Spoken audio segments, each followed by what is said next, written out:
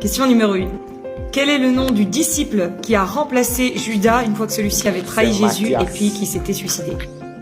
C'est Matthias. Ouais, bonne réponse. C'est Matthias. Question numéro 2. Quel est le nom du disciple qui a été le premier à aller voir le tombeau? C'est Pierre. Pierre. Oui, c'est Pierre. Question numéro 3. Quel est le nom du disciple qui a posé sa tête contre le torse de Jésus comme un gros câlin? C'est Jean. Jean.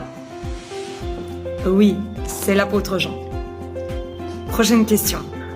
Qui des disciples sont frères dans la Bible? Jean-Jacques. Jean-Jacques.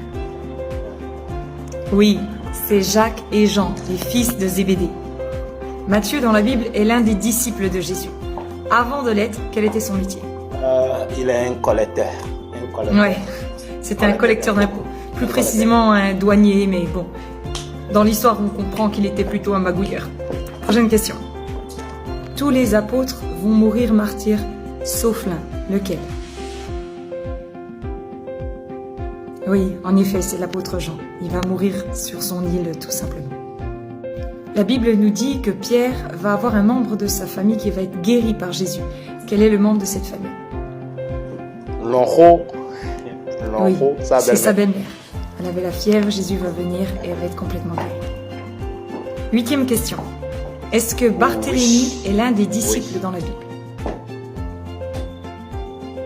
Oui, il en fait partie. De quelle manière est-ce que Pierre va mourir dans la Bible? Crucifixion renversée. Crucifixion renversée. Oui, et il va être crucifié et va demander à ce que ce soit fait la tête en bas parce qu'il ne voulait pas mourir de la même façon que son Seigneur. Dernière question, mais là, si tu réussis, t'es au top. Quel était le niveau scolaire de Pierre et Jean dans la Bible? Oui, ils étaient illettrés. Ouais, ils étaient illettrés. Acte 4 au verset 13, le mot grec c'est agrammatoi, qui veut dire qu'ils n'étaient pas du tout éduqués et ils pouvaient à peine écrire.